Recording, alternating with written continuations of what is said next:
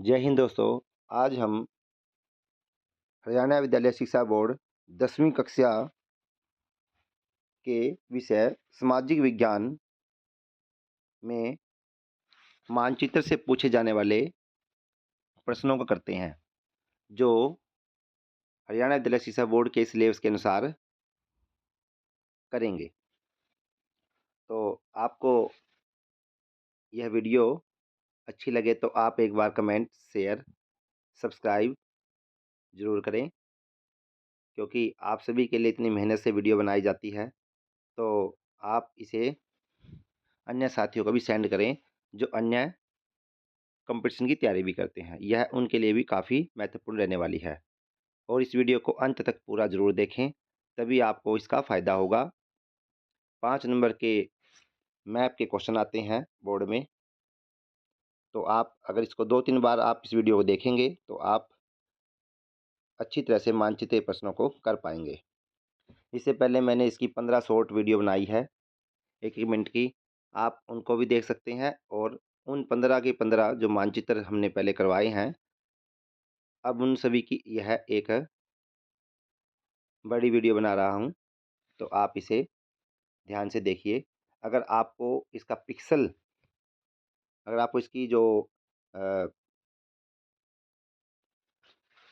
Screen है, जो आप देख रहे हैं, अगर क्लियर ना दिखे तो आप इसका साइज़ आप इसका पिक्सल साइज़ बढ़ा सकते हैं। तो आइए करते हैं। पहला मैप, मानचित्र भारत के प्रमुख बंदरगाह एवं समुद्री पतन। तो कांडला बंदरगाह यह गुजरात में है। मुंबई और जवाहरलाल नेहरू बंदरगाह यह महाराष्ट्र में है। मरमागांव गोवा में है। न्यू मंगलुरु कर्नाटक में है। कोची या कोचीन या कोझिकोड, किसी भी नाम से अगर पूछे तो उत्तर यहीं पे रहेगा। तूतीकोरिन तमिलनाडु में है, बिल्कुल तमिलनाडु के नीचे है बिल्कुल। मद्रास, जिसको आज चेन्नई के नाम से जानते हैं।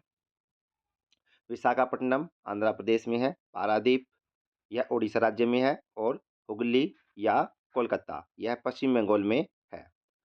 तो यह मानचित्र नंबर 1 है। इसमें जो महत्वपूर्ण प्रश्न है, जो विगत ज़्यादातर पूछे जाते हैं, कांडला, मारमागांव, पारादीप और तूतीकोरिन। मानचित्र नंबर 2, प्रमुख अंतर्राष्ट्रीय हवाई अड्डे या पतन, यानी कि जो दूसरे देशों में हमारे यहाँ से जो हवाई जहाज़ जाते हैं, वे हवाई अड्डे हैं, वे अंतर्राष्ट्रीय हवाई अड्डे हैं। वैसे तो इनके अलावा भी जो आप देख रहे हैं, बहुत सारे अंतर्राष्ट्रीय हवाई अड्डे हैं, परंतु जो हमारे सिलेबस में है, हम उन्हीं को करते हैं।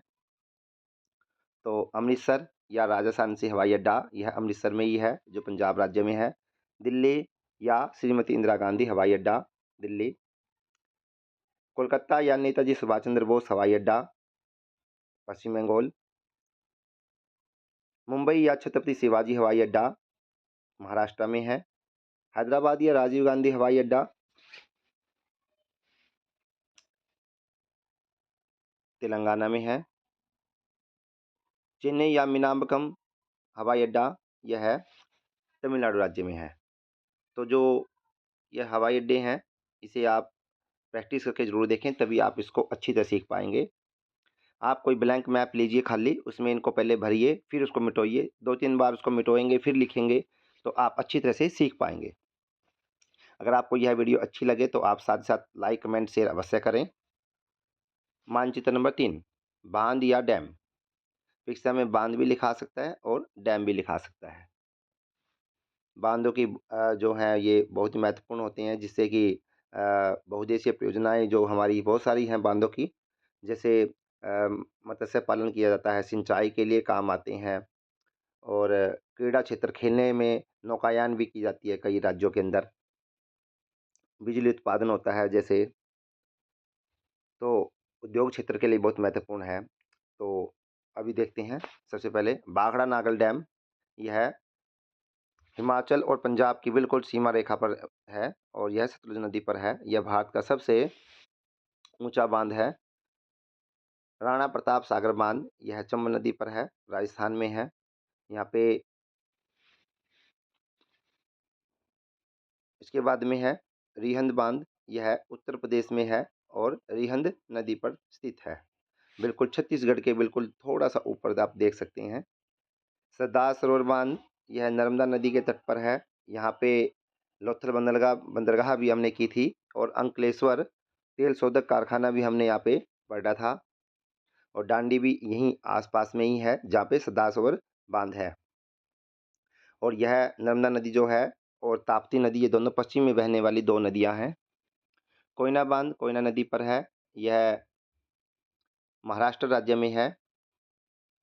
नागार्जुन बांध, यह कृष्णा नदी पर है और ये तेलंगाना और आंध्र प्रदेश की बिल्कुल सीमा के पास में पड़ता है।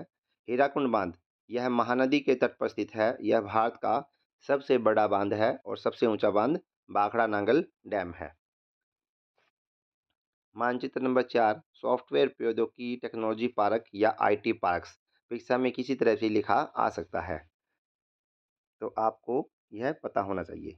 तो सबसे पहले देखते हैं श्रीनगर, उसके बाद में है कई विद्यार्थी जहाँ लद्दाख है यहाँ पे श्रीनगर लिख देते हैं, इसलिए ध्यान रखिए श्रीनगर जो है वो लेफ्ट साइड में आप देख सकते हैं हरे रंग में। नोएडा दिल्ली के बिल्कुल पास में ही पड़ता है और उसके बाद देखते हैं गुवाहाटी है, यह असम राज्य में है और गांधीनगर गुजरात की राजधानी भी है। यहाँ पे इसकी के पास में एक अहमदनगर भी एक ज़िला भी है, पास में ही पड़ता है वो, जहाँ पे गांधीनगर है। और थोड़ा-सा आगे अगर हम देखें तो यहाँ पे काली मिट्टी भी मिलती है और साथ में यहाँ पे कांडला बंदरगाह भी गुजरात में है। बेंगलुरु, जिसको इलेक्ट्रॉनिक सिटी के नाम से भी जानते हैं, सिलिकॉन वैली के नाम से भी जानते हैं, कर्नाटक राज्य की राजधानी है। तिरुवनंतपुरम, यह केरल राज्य की राजधानी है। मसालों के लिए और रबड़ के लिए भी केरल प्रसिद्ध है। इसके अलावा आपने पीछे भी काफ़ी महत्वपूर्ण प्रश्न करे, उनको हम साथ ही साथ रिवाइज भी करवा रहे हैं। मानचित्र नंबर 5, लोहा एवं इस्पात संयंत्र। जिस प्रकार से मनुष्य की रीढ़ की हड्डी पर पूरे शरीर का संतुलन बना होता है और उसी प्रकार से जो उद्योग क्षेत्र है वह सभी लोहा इस्पात पर ही टिका हुआ है। तो सबसे पहले देखते हैं, जैसे जमशेदपुर है झारखंड और सिंहभूम है एक, और राउरकेला ओडिशा में है। ओडिशा में हमने देखा कि कुछ अन्य महत्वपूर्ण केंद्र भी थे, जैसे यहाँ पे राउरकेला भी है, तलचर भी यहीं पे पड़ता है, पारादीप बंदरगाह जो है वो भी ओडिशा राज्य में है। छत्तीसगढ़ में भिलाई है लोहा इस्पात संयंत्र। यहाँ पे एक दुर्ग भी आपने एक महत्वपूर्ण प्रश्न पीछे किया होगा मानचित्र में। और साथ में सेलम सेलम लोहा इस्पात संयंत्र सेलम तमिलनाडु राज्य में है, जहाँ पे यह है। यहाँ पे नेवेली भी एक महत्वपूर्ण केंद्र रहा है और कलपक्कम भी एक महत्वपूर्ण केंद्र है यहाँ पे, जो पीछे हमने वीडियो में किया था। भद्रावती, यह कर्नाटक राज्य में है।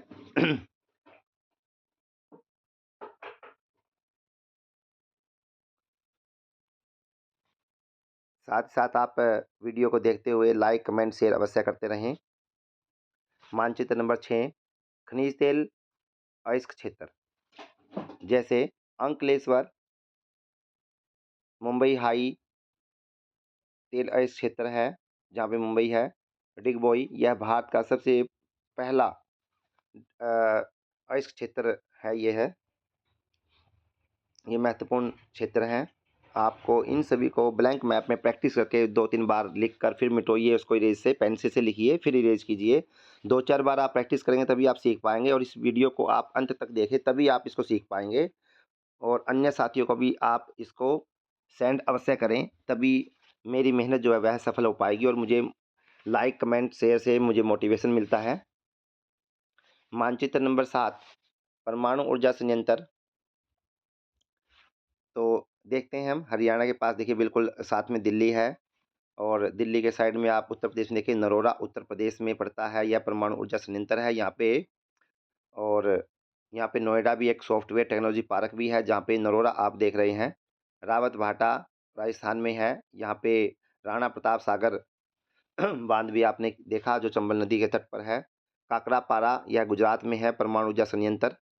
यहाँ पे अंकलेश्वर भी एक तेल शोधक अयस्क क्षेत्र भी है यहाँ पे। और थोड़ा-सा इसके पास आगे देखेंगे तो इसमें लोथल भी पड़ता है, एक बंदरगाह थी, और दांडी भी यहीं पे पड़ता है। महाराष्ट्र में तारापुर एक महत्वपूर्ण परमाणु ऊर्जा संयंत्र केंद्र है, और कर्नाटक में कैगा है। कैसे कैगा, कैसे कर्नाटक, बिल्कुल गोवा के थोड़ा-सा नीचे आप इसको देख सकते हैं। कलपक्कम यह तमिलनाडु राज्य में स्थित है। यहाँ पे चेन्नई भी है, मद्रास भी है, सेलम भी है, नेवेली भी महत्वपूर्ण केंद्र हैं, जो हम मानचित्र में पीछे कर चुके हैं शॉर्ट वीडियो में, और आगे हम करेंगे। मानचित्र नंबर 8 कोयला खान क्षेत्र करते हैं हम। तो आपको मालूम ही है कोयला का बहुत ही महत्वपूर्ण रोल रहता है, उद्योग क्षेत्र में भी रहता है, और विद्युत बनाने में भी महत्वपूर्ण भूमिका है। जैसे जल से भी विद्युत बनती है, तो कोयले से भी बनती है। हरियाणा के हिसार में खैदर नाम का एक प्लांट भी लगा हुआ है बिजली बनाने का। अब देखते हैं झारखंड में क्या-क्या है। बोकारो है और झरिया है, दोनों ही क्षेत्र क्या है, कोयला खान क्षेत्र है। उसके बाद है पश्चिम बंगाल में रानीगंज है, पश्चिम बंगाल में तलचर ओडिशा में है, और कोरबा यह कोयला खान क्षेत्र है। भिलाई इस्पात क्षेत्र भी हमने छत्तीसगढ़ में पढ़ा, और दुर्ग भी हमने पढ़ा छत्तीसगढ़ में, और ओडिशा में पारादीप बंदरगाह भी है, और तलचर कोयला खान भी है। नवेली यह तमिलनाडु राज्य में है, यह कोयला खान क्षेत्र है। आपने इनको लगातार देखकर इसको आपने प्रैक्टिस करनी है ब्लैंक मैप में। मानचित्र नंबर 9 लोहा अयस्क क्षेत्र। सबसे पहले देखते हैं हम दुर्ग, यह छत्तीसगढ़ राज्य में है। छत्तीसगढ़ यह छः की तरह बना हुआ है, बिल्कुल छत्तीसगढ़, इसमें दुर्ग है। और ओडिशा में केंदुझर है और मयूरभंज है, और कर्नाटक राज्य में बल्लारी और कुद्रेमुख है। तो ये सभी क्या है, कोयला अयस्क खान क्षेत्र है। इसमें महत्वपूर्ण जो है वह है दुर्ग है, मयूरभंज और कुद्रेमुख। दुर्ग, मयूरभंज और कुद्रेमुख है। प्रमुख फल सॉरी प्रमुख फसल प्रथम स्थान जिनका है, जिस राज्य का जिसमें, उसको देखते हैं। जैसे उत्तर प्रदेश का स्थान जो है प्रथम गेहूं में और गन्ने में है। गन्ने को शुगर केन भी कहते हैं, और गेहूं जो है यह प्रति हेक्टेयर की अगर बात करें तो यह पंजाब में अत्यधिक होती है। अगर ज़्यादा मात्रा में पैदावार देखें तो उत्तर प्रदेश में होती है। चाय उत्पादक में प्रथम स्थान असम का है। चाय इसके अलावा पश्चिम बंगाल की जो ये दार्जिलिंग की पहाड़ियाँ, यहाँ पे भी चाय का उत्पादन होता है, और हिमाचल प्रदेश में भी पालमपुर एक स्थान है, वहाँ पे चाय का उत्पादन होता है। पश्चिम बंगाल में जूट, पटसन, सुनहरा रेशा और गोल्डन फाइबर में प्रथम स्थान है पश्चिम बंगाल का। और अगर बात करें विश्व में प्रथम स्थान जूट में, तो बांग्लादेश का है, और द्वितीय स्थान भारत का है। और द्वितीय स्थान भारत का है, और भारत में किस राज्य का प्रथम स्थान है, पश्चिम बंगाल का। यानी कि जूट को पटसन भी कहते हैं, सुनहरा रेशा भी कहते हैं, गोल्डन फाइबर कहते हैं। पश्चिम बंगाल का चावल में भी प्रथम स्थान है भारत में, और विश्व में चावल में प्रथम स्थान चीन का है। और गेहूं में भी प्रथम स्थान चीन का है, और द्वितीय स्थान गेहूं में भारत का है।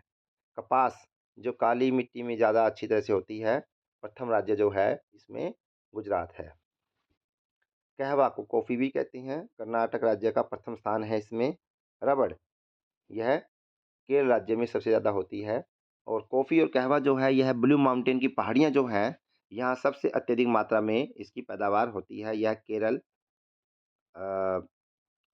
इससे ऊपर थोड़ा कर्नाटका और तमिलनाडु का जो राज्य एरिया है, यहाँ पे इस ब्लू माउंटेन्स की पहाड़ी से नीलगिरी की पहाड़ियाँ भी कहते हैं, यहाँ यह अत्यधिक मात्रा में होती है।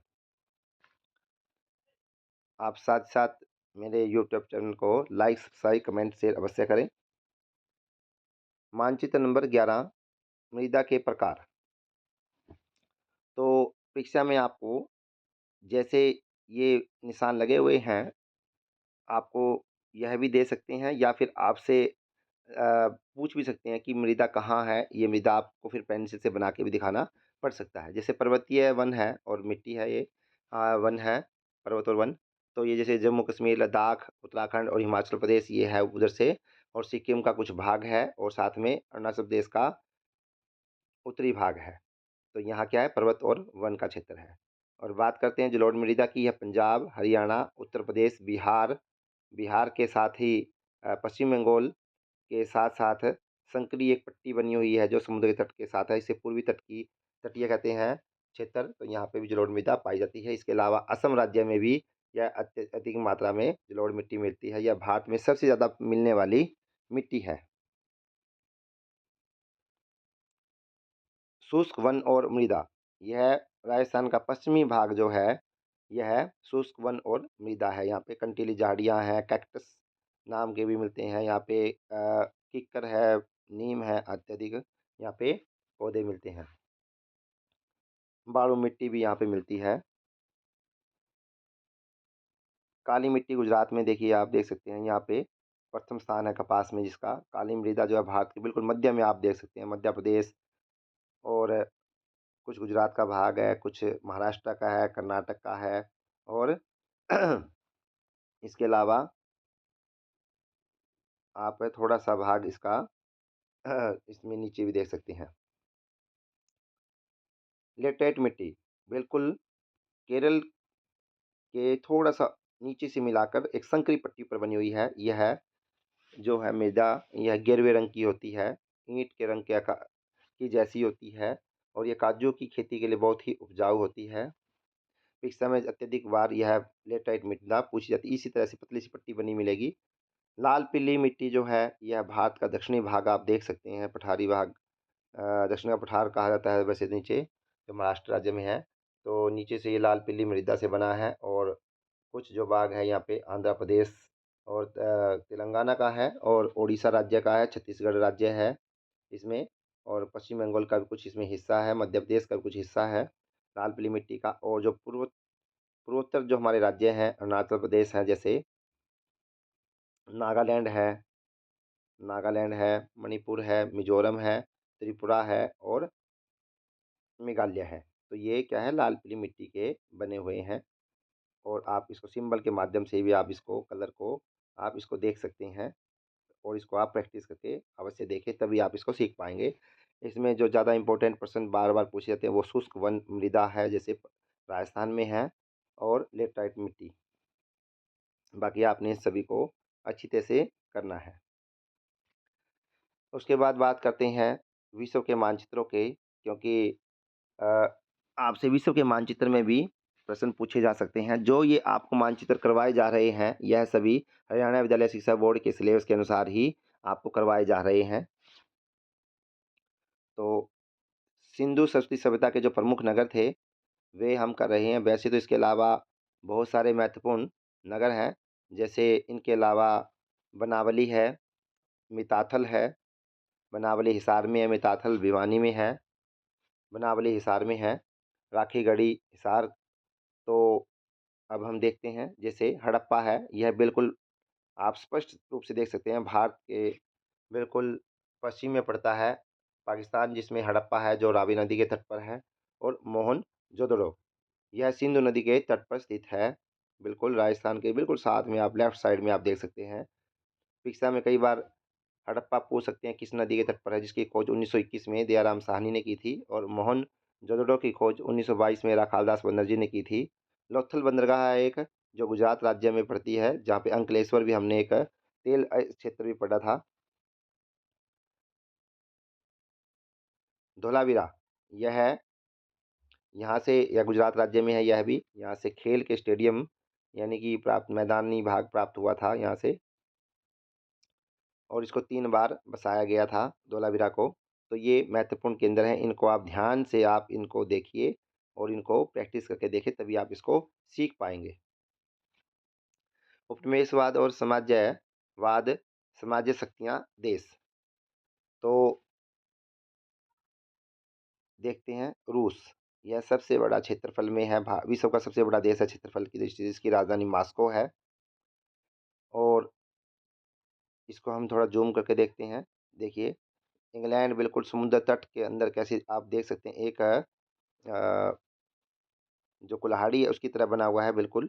तो इंग्लैंड जिसकी राजधानी लंदन है, जर्मनी जिसकी राजधानी बर्लिन है, फ्रांस देखिए बिल्कुल स्पष्ट रूप से इसकी राजधानी पेरिस है, फैशन नगरी उसे कहते हैं। पुर्तगाल जिसकी राजधानी लिस्बन है, और जहाँ पुर्तगाल है इसके साथ ही थोड़ा-सा इसके आगे जो दिख रहा है आपको राज्य नहीं सॉरी देश स्पेन है, यह पुर्तगाल के बिल्कुल साथ में। इटली, इटली यह आई की तरह समुद्र में बना हुआ है, और यह बिल्कुल भूमध्य सागर जो नीचे दिख रहा है ब्लू रंग में, इसमें यह समाहित है, इसका नीचे का दक्षिणी भाग। और रोमन साम्राज्य भी कह सकते हैं। यहाँ पे इसके आस-पास अगर भरने के लिए आ जाए, सिसिली, सार्डिनिया, पिडमांट, तो आप इसी में यहाँ निशान लगा के थोड़ा-सा नीचे निशान लगाएँगे इटली के नीचे, तो यहाँ पे आप इसको दर्शा सकते हैं। तो ये साम्राज्यवाद जो शक्तियाँ थी, यह हमने की। इसके बाद बात करते हैं अ, सॉरी हाँ, विश्व की प्रमुख जो सभ्यताएँ हैं, उसको हम कर रहे हैं। तो इसमें है देखिए, चीन की सभ्यता, जो चीन का जो अ, हम सामने देख रहे हैं, राइट साइड का जो हिस्सा है इसका, यह चीन की सभ्यता है। और भारत में देखते हैं हम, और पाकिस्तान के अंदर सिंधु सरस्वती सभ्यता, भारत आता है इसमें, अफ़गानिस्तान और पाकिस्तान, 3 देशों के अंदर इसका फैलाव है। त्रिकोणीय आकार में फैला हुआ है, चतुष्कोणीय। और मेसोपोटामिया बिल्कुल भारत के बिल्कुल देखिए गुजरात की साइड से हल्का-हल्का अगर इधर गैप में आगे जाएँगे तो इराक, जिसे वर्तमान में अ, सॉरी मेसोपोटामिया जिसे वर्तमान में इराक के नाम से जानते हैं, जिसकी राजधानी बगदाद है, जिससे सिंधु घाटी सभ्यता का व्यापार भी होता था मेसोपोटामिया से। मिस्र की सभ्यता, विश्व की सबसे लंबी नदी भी यहीं पे बहती है। मिस्र की राजधानी काहिरा है, और इसे आप बॉक्स के माध्यम से आप देख सकते हैं। यूनानी ग्रीक सभ्यता, यहाँ पे आप इटली के बिल्कुल थोड़ा-सा बगल में राइट साइड में आप देखेंगे तो यह ग्रीक, जहाँ पे ओलंपिक खेल हुए थे विश्व के सबसे पहले 776 ईस्वी पूर्व में। और हर 4 साल बाद ओलंपिक खेल होते हैं। ओलंपिक खेल जो है, उनका जो फ्लैग है उसमें 5 सर्कल बने हुए हैं। आगे देखते हैं माया सभ्यता। तो आप ये लाइन जो दिख रही है, इसके बिल्कुल थोड़ा नीचे ये कुल्हाड़ी की टाइप में थोड़ा मुड़ा हुआ है इस हिस्सा, यह माया सभ्यता है। और इंका सभ्यता, तो यह आपने अच्छी से चीज़ को देखना है, और यहाँ प्रैक्टिस करके देखना है, तभी आप इसको सीख पाएँगे। आप इन वीडियो को 2-4 बार, बार-बार करके देखेंगे, तभी आप इनको सीख पाएँगे। और अगर आपको यह वीडियो अच्छी लग रही है, तो आप साथ-साथ लाइक, कमेंट, शेयर अवश्य करते रहें। तो यह हमने देखा। उसके बाद में है आज का आखिरी मैप है, जो विश्व के प्रमुख दर्शन, उनके केंद्र। दर्शन जैसे जो जैन धर्म में हुए हैं, महावीर स्वामी हैं, जैसे महात्मा बुद्ध हुए हैं बौद्ध धर्म में, कन्फ्यूशियस हुए हैं चीन में, और हमारे जो ऋषि मुनि हुए हैं भारत के अंदर, जिन्होंने वेदों को पढ़ाया, आगे बढ़ाया उनको। तो सबसे पहले अगर हम देखें इसमें, भारत को ही देखते हैं। भारत के अंदर सबसे पहले अगर हम देखें तो जैन धर्म है, भारत के अंदर जैन दर्शन है, बौद्ध दर्शन है, वैदिक दर्शन जो सबसे प्राचीन है, और इसके अलावा पारसी दर्शन भी भारत में देखने को मिलते हैं। अगर चीन की बात करें, चीन में बौद्ध धर्म है, बौद्ध दर्शन है, और कन्फ्यूशियस दर्शन देखने को मिलते हैं। अगर हम जापान की बात करें, बिल्कुल चीन के राइट साइड में है, यहाँ पे भी बौद्ध दर्शन है। और सिंगापुर में भी बौद्ध दर्शन है। और यहूदी दर्शन, जो कि जेरूसलम इजराइल की राजधानी है, यहाँ पे हमें पता लगता है। तो ये विश्व के प्रमुख दर्शन हैं, हमने इनको किया। आपने इनको प्रैक्टिस करके देखना है, तभी आप ये इनको अच्छी तरह से कर पाएँगे। तभी मेरी मेहनत भी सफल होगी, जब आप इनको प्रैक्टिस करके देखेंगे। तो करत करत अभ्यास हो, जन्मत होत सुजान, रस्सी आवत जावत है, सिल पड़त निशान। तो पत्थर पे भी निशान, रस्सी निशान छोड़ सकती है। तो आप तो विद्यार्थी हैं तो आप इसको बार-बार करके देखेंगे तभी आप इनको अच्छी तरह सीख पाएँगे और साथ-साथ आप इनको ब्लैंक मैप में प्रैक्टिस करके देखें। पास में प्रैक्टिस मैप रखिए, उनमें आप इनको साथ-साथ देखिए और उसमें फ़िल कीजिए और फिर उसको इरेज़ कीजिए, फिर उसको फ़िल कीजिए, फिर इरेज़ कीजिए। तभी आप इसको अच्छी तरह सीख पाएँगे। तो हमने ये मानचित्र आप करवाएँ, ये 15 मानचित्र हैं। इसके बाद मैं कुछ प्रीवियस जो पेपर हैं, उनको भी मैं डालने वाला हूँ, जो पीछे हम जो बोर्ड में हो चुके हैं।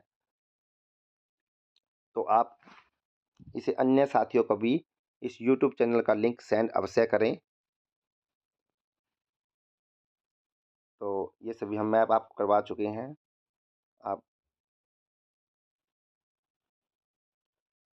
मिट्टी देख सकते हैं, इसमें भी आपने देखा।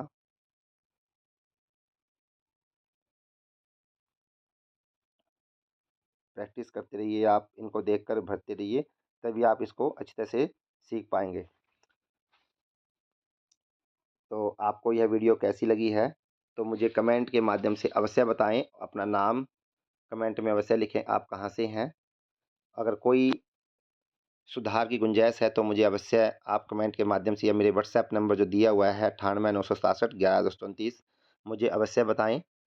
और मैंने पूरी कोशिश की है कि इसमें कोई मिस्टेक ना हो, फिर भी इंसान गलतियों का पुतला होता है, किसी से भी कुछ गलती हो सकती है।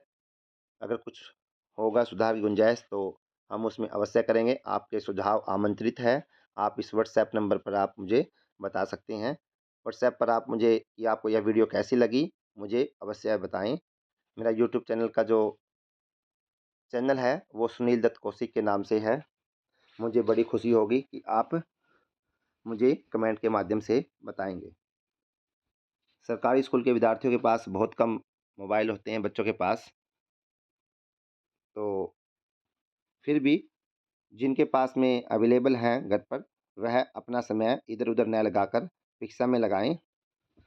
हम आपको 2 नंबर वाले क्वेश्चन, 1 नंबर वाले क्वेश्चन, जो दीर्घ क्वेश्चन है उसके लिए भी हम कुछ वीडियो बनाने जा रहे हैं परीक्षा के लिए, इम्पोर्टेंट प्रश्न बोर्ड की परीक्षा में जो पूछे जा सकते हैं। प्रीवियस पेपर को देखकर मैं उनके लिए एक अलग से वीडियो बनाऊँगा। आप लगातार मेरे चैनल को से जुड़े रहिए और सब्सक्राइब करने के बाद में ऑल बेल आइकन का बटन अवश्य दबाएं ताकि जितनी भी लेटेस्ट वीडियोज़ आएँगी वह आपको प्राप्त होती रहें। और अगर आप एक साथी, 2 साथी या 3 साथी को भी सेंड करेगा, तो आप उनका बहुत फ़ायदा करेंगे, आपको दुआएँ मिलेंगी। इसलिए हम फिर मिलते हैं एक नई वीडियो के साथ। आप सब्सक्राइब करने के बाद बेल आइकन का बटन अवश्य दबाएँ, ऑल पे बटन पर क्लिक करें। धन्यवाद। जय हिंद। भारत माता की जय।